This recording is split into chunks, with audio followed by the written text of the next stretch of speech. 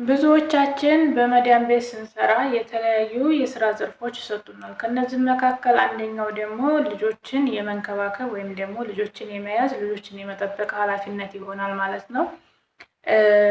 ይህንን ልጆችን ስንጠብቅና ልጆችን ስንከታተል ደግሞ ማድረግ ያለብን ዋና መሰረታዊ የሆኑ ነገሮች ምንድን ናቸው የሚለውን እነግራችኋለሁ። ሰላም ጤና ይስጥልኝ ውድና የተከበራችሁ የሙቤ ዩቲዩብ ተከታታዮች በያላችሁበት የዓለም ዳርቻ ሰላማችሁ ይብዛ ብያለሁኝ። ይህንን ቻናል ስትከታተሉ ላይክ እና ሼር ሰብስክራይብ ያደረጋችሁ አበረታቱኝ። እንግዲህ ሁላችሁንም እንደምላችሁ ሁልጊዜም ጊዜ ጥበብ ምርጫችሁ አድርጉና እንደዚህ እንደኔ ፏፈሽ በሉ። እንግዲህ የዛሬውን ኢድ እንደዚህ ነው ያሳለፍኩት። ያው ደስ ብሎኛል። ሁላችሁንም ደስ ይበላችሁ ብያለሁ ውድ እህቶቼ።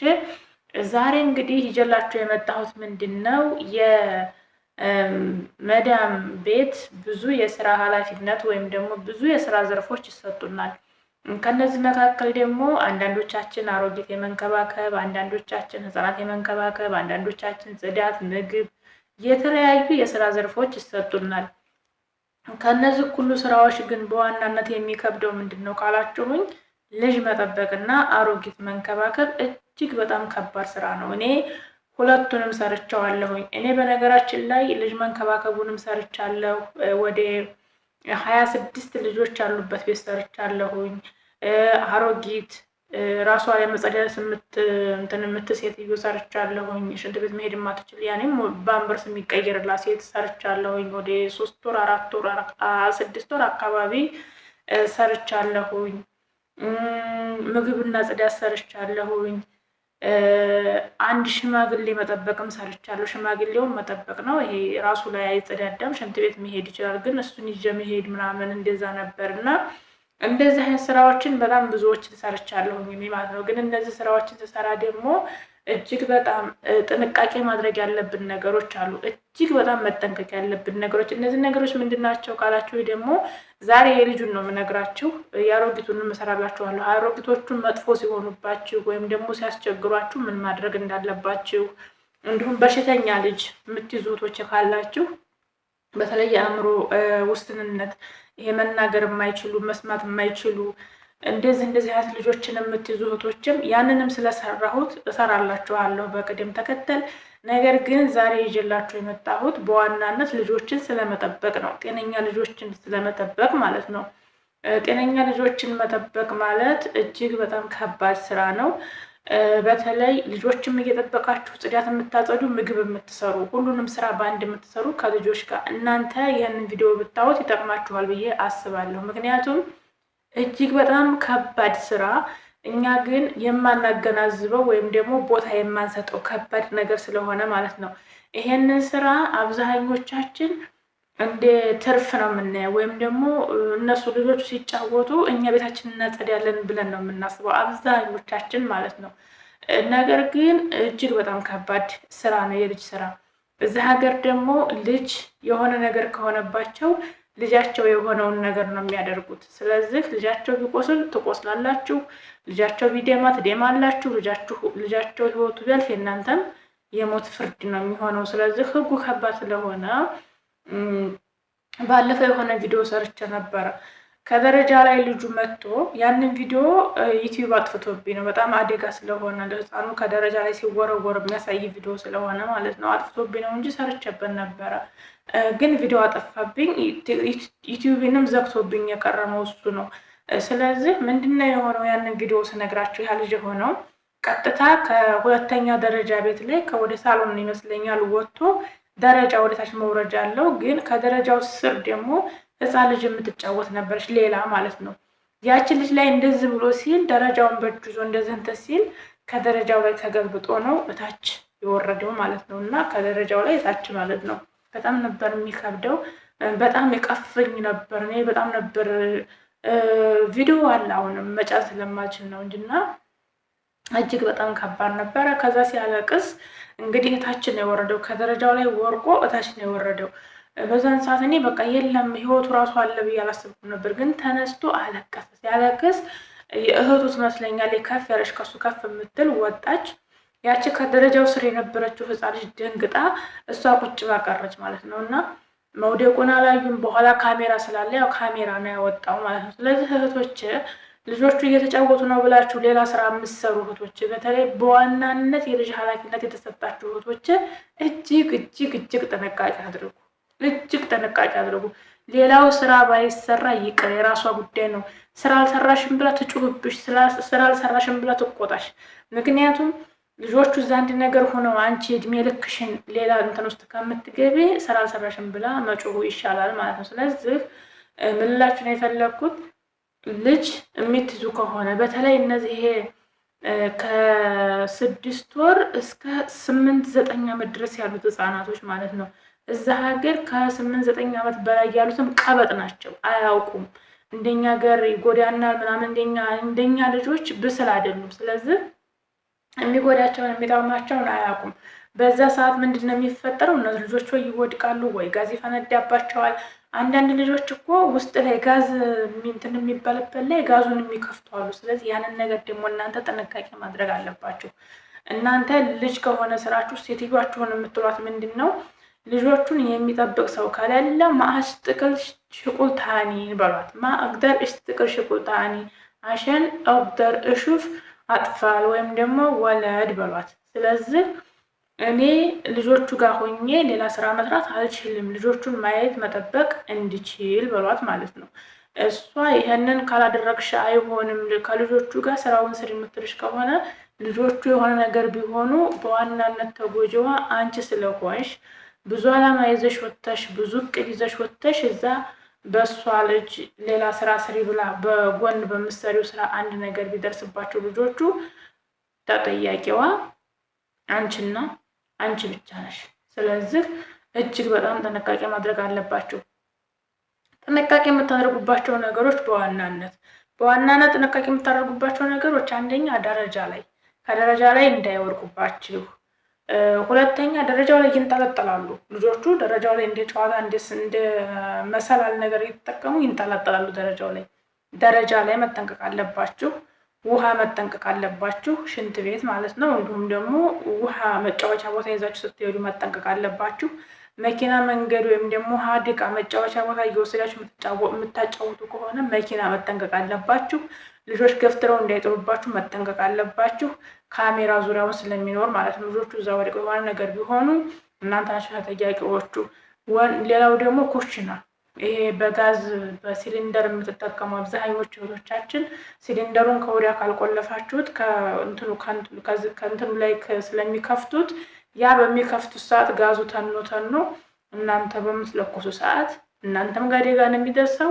ልጆቹ ምናልባት እንትን ይዘው ይሄ የሙሰደሱ መለኮሻ ከሆነ ደግሞ ማንኛውም ሰው ሊለኩሰው ስለሚችል እንደ ሙሰደስ እንደ ሽጉጥ እንደ መጫወቻ ስለሚጠቀሙበት እነሱም ለኩሰው እንትኑ ስቶቭ ሊፈነዳ ስለሚችል እሱ ላይ ጥንቃቄ አድርጉ።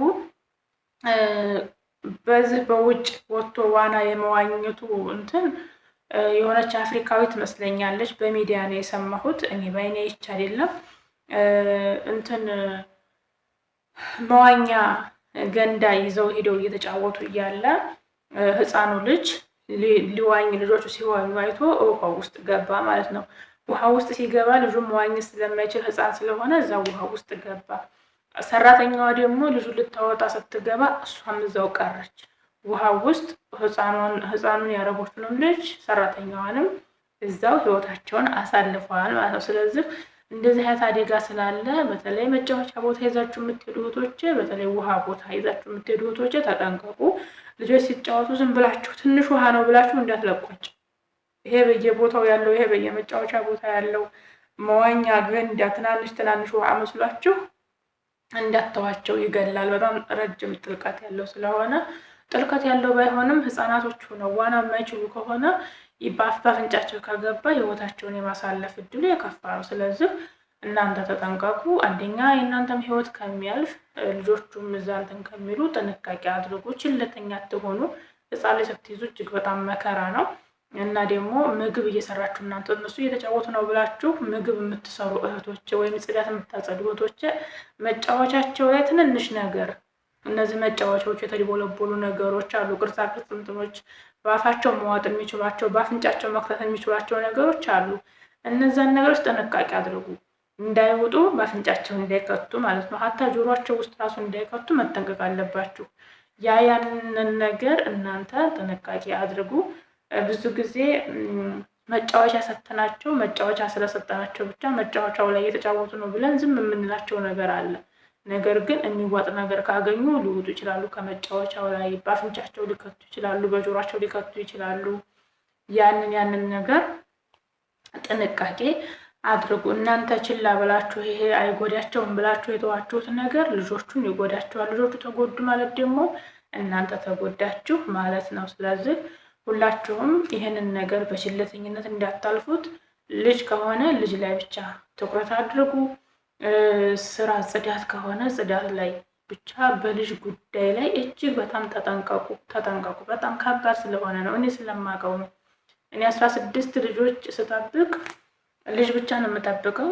ልብስ ማጥበው የሁለቱ ልጆች ብቻ ነው። ሌሎቹ እናትና አባት አላቸው። ግን የወንድማማች ልጆች ስለሆኑ አያታቸው ቤት ነው ክፍል ተሰጥቷቸው የሚኖሩት። በቃ ጧት ሲነሱ ሁሉም ከየክፍሉ እየከፈተ ይወጣል። የዛን ሁሉ ሴት ልጅ የሚይዘው እኔ ነበርኩ የምጠብቀው ማለት ነው። ተው ስትሏቸው አይሰሙም። ጫጫታቸው በጣም ከባድ ነበር እና አንድ ቀን እኔ አንደኛው ልጅ እንደ ጨዋታ አድርጎት እሱ እየሮጠ እኔም ተከትየው ስሮጥ ሌሎችም ተከትለው ሲሮጡ ጨዋታ ነው ያደረጉት። እነሱ ተመለሱ እያልኳቸው እየጮኩባቸው ሊሰሙኝ አልቻሉም። እየሳቁ መኪና ውስጥ ነበር የገባብኝና እንደ አጋጣሚ ሾፌሩ ጎበዝ ስለነበረ ያዘው። ያው አልነካውም ልጁን፣ ግን በቃ የዛን ሰዓት ውሃ ነው የሆንኩት እኔ። ወዲያውኑ ተመልሼ ቤት ሄጄ ያው ሾፌሩን ሰውዬ በጣም ተቆጣ። እቤት መጣ። ልጆቹን እንደዛ እንትን በጣም ብዙ ስለሆኑ እቤት መጥቶ እንዴት አንዲት ከዳማ እነዚህ ሁሉ ልጆች ትይዛለች? እኔንም የሰው ልጅ እንትን ብዬ ነበረ፣ ልጁም እንደዚህ እኮ ነው ነበረ ምናምን ብሎ በጣም ተቆጣ። በጣም ጮኸ። ሰዎቹ ጋር መጥቶ እንዴት አንዲት ልጅ እንዴት እነዚህ ሁሉ ልጅ ትይዛለች? አንዷን አቅፍ ያለሁኝ ያኛው ሲሮጡ ነው። ልጅ አቅፋችሁ መሮጥ ደግሞ በጣም ከባድ ነው እና እንደዚህ አይነት አደጋ ሊደርስብኝ ነበር። እኔም ያው ፈጣሪ ይጠብቃችሁ። ልጅሽ ጋር ተገናኝ ሲለኝ እናት አባትሽን ሲለኝ እኔንም ጠብቆኝ የልጁም ህይወት እንግዲህ በአጭር አይቅር ብሎት ያም ሰውዬ እንደዚሁ ፈጣሪ ከልሎ ብቻ ሁላችንም ፈጣሪ ከልሎን ከዛ አደጋ ድኖልኛል። ወዲያው ነው እኔ ወዲያው በቃ አልችልም በቃ ብዬ አልችልም በቅቶኛል ብዬ ነው። ሁለቱ ልጆች ብቻ ጠብቂ ቢባል አንዱን ብቻ ተብላ ጭራሽ አልችልም በቃ ብዬ ጥዬ የወጣሁት ብሬን እንኳን ሳልቀበል በቃ ወዲያው ማታ ሰብስቤ ያስገባው። ሰውየው ሲጮህባቸው ሰበሰቡ። ሁሉም ልጃቸውን ያዙ። እኔ ስነግራቸው አልሰማኝ ብለው ነበር መጀመሪያ። ልጆቹ ብዙ ናቸው አልችልም እያልኳቸው ነበር። እኔ የገባሁት ለሁለቱ ልጆች ብቻ ነበረ። ሁለቱ ልጆች እናት የላቸውም፣ ለእነሱ ነበር የገባሁት እና እነዛን ሁሉ ልጆች ስጠብቅ ግን አልችልም ብዬ ነበረ። ቢያንስ ወደ 8 ወር ነው 9 ወር ሰርቻለሁኝ። ግን በጣም ፈተና ነበር፣ መከራ ነበረው። አልተኛም ነበረ። አንዱ ሲተኛ አንዱ አይተኛም፣ አንዱ ሲነሳ አንዱ ይተኛል። በጣም ፈተና ነበረው። ግን አንዳንድ ጊዜ ጭክን ብላችሁ ስትሰሩ የሆነ የማትፈልጉት ነገር ይመጣባችኋል እና በዛን ሰዓት ልጁም ተረፈልኝ።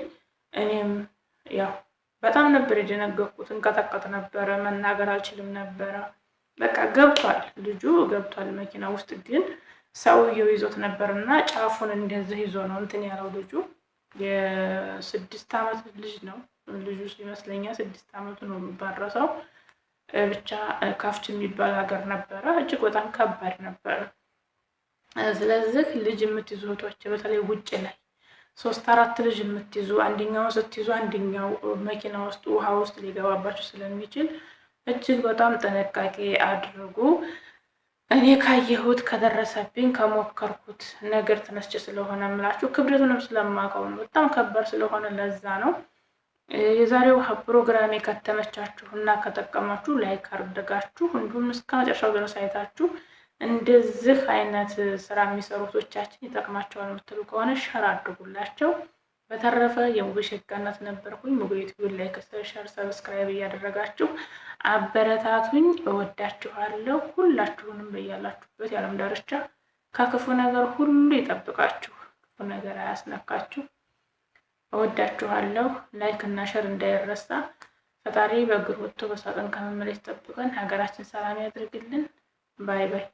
ግን ላይክ አድርጉልኝ። እወዳችኋለሁ። ከክፉ ነገር ሁሉ ይጠብቃችሁ፣ ክፉ ነገር አያስነካችሁ።